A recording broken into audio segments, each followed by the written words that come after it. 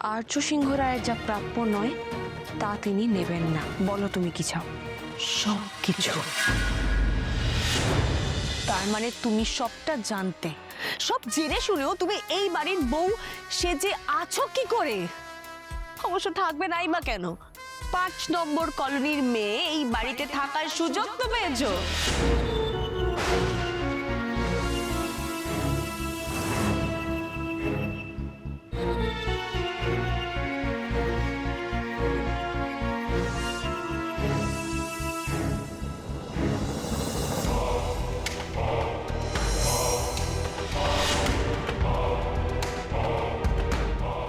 উনি আমার স্বামী, আমি ওনার স্ত্রী।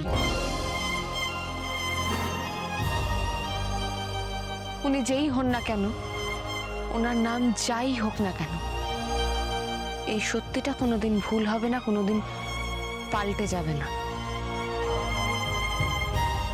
তাই আমি বলছি, ওনাকে জিজ্ঞাসা না করেই বলছি, যা ঠিক তাই হবে।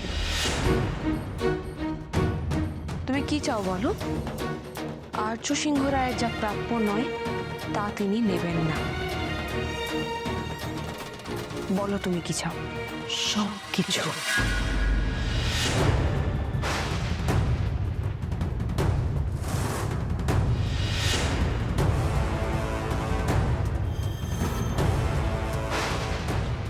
তুমি যা বলছো ভেবে বলছো তো মানসিদি? জানতে চেয়েছো আমার কি চাই, সেটাই বললাম। হ্যাঁ, কিন্তু সবকিছু তো কারোর একার হতে পারে না। যার যা প্রাপ্য সে তাই পাবে। মানে? মানে বুঝতে পারছো না? আর্য স্যার কাউকে তার প্রাপ্য থেকে বঞ্চিত করবেন না।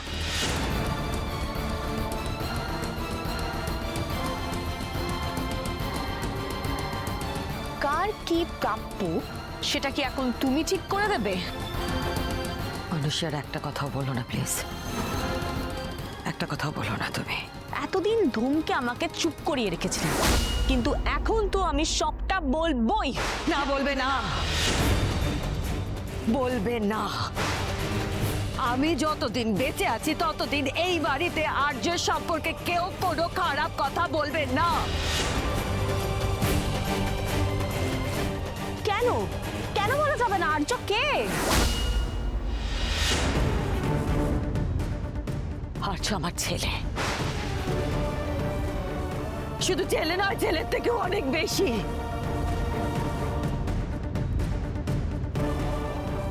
বাহ বাহ বাহ বাহ বাহ। মায়ের থেকে অন্য কেউ বেশি হলে তাকে কি বলে সেটা তো আপনি জানেন, কিন্তু ছেলের থেকে অন্য কেউ বেশি হলে তাকে যে কি বলে সেটা তো আমি জানি না। কেমন মা আপনি? হ্যাঁ, কেমন মা? নিজের ছেলেকে সবকিছু থেকে বঞ্চিত করছেন। মানসিদি, তুমি দয়া করে একটু চুপ করবে? মুখে যা আসছে তুমি বলে চলেছো। ভাবছো না কাকে কি বলছো তুমি? এই, তুমি কে আমাকে বলা? তুমি কি আমাকে আটকানো?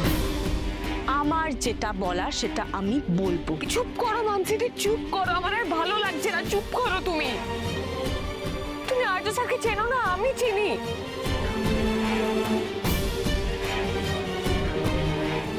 প্রয়োজন পড়লে উনি সবকিছু ছেড়ে চলে যেতে পারেন, কিন্তু সেটা তোমাকে নয়, ভাইকে। ভাইকে সবকিছু বুঝিয়ে উনি চলে যাবেন। না না না, কোথাও যাব না অপর্ণা। সবকিছু ফেলে আমি কোথাও যাব না। কি বলছেন আপনি এগুলো স্যার? যা বলার বললাম তো। তুমি তো আমাকে জিজ্ঞেস করনি অপর্ণা। জিজ্ঞেস করলে হয়তো আগে বলতে পারতাম। বাড়ি, এই সম্পত্তি, এসব ছেড়ে যাব না। আমার ফ্যামিলি ছেড়ে আমি কোথাও যাব না। এত অপবাদের পরেও আপনি এই টাকা পয়সা সম্পত্তি এগুলো আপনার কাছে বেশি দামি স্যার? টাকা পয়সা ছাড়াও অনেক কিছু জড়িয়ে আছে আমার। সেটা বোঝার মতো বয়স তো তোমার নিশ্চয়ই হয়েছে, নিশ্চয়ই তো বোঝো। না বুঝি না, আমি বুঝতে পারছি না। আপনার হয়ে কথা বলতে গিয়ে তো মনে হচ্ছে আমি ভুল করেছি, আমি ভুল চিনেছি আপনাকে। অপর্ণা, তুমি ওকে এইভাবে বলো না। এই যা দেখছো সবকিছু তোরই। আজকে ওর জন্য আমরা মাথা তুলে বেঁচে আছি। বলো না ওকে এইভাবে। সেটা পরের কথা মা, কিন্তু সব ছেড়ে যেতে ওনার অসুবিধাটা কোথায়? কেন যাবেন না স্যার আপনি? হ্যাঁ, কেন যাবেন না বলুন? উত্তর দিন, কেন যাবেন না? যা আপনার নয় সেগুলো আপনি আগলে রাখতে পারবেন না, কিছুতেই পারবেন না। আমি আর কোনো কারণ খুঁজে পাচ্ছি না আপনার লোভ ছাড়া। মানুষই এইভাবে কথা বলে আমি বুঝতে পারি, কিন্তু তুমি তুমি কি বলছো? তোমার কি মাথা খারাপ হয়ে গেছে? উত্তর দিচ্ছেন না কেন মা? কেন কিছু বলছেন না? কোথায় বাঁধছে ওনার? কি হলো? উত্তর দিন, উত্তর দিন। চুপ করে থাকবেন না স্যার, উত্তর দিন, উত্তর দিন। আমার চোখে তোমরা কেউ কিছু বলবে না, কিচ্ছু না। বুঝিস না মা, আগের বারের মতো এবারে ওকে ভুল বুঝিস না।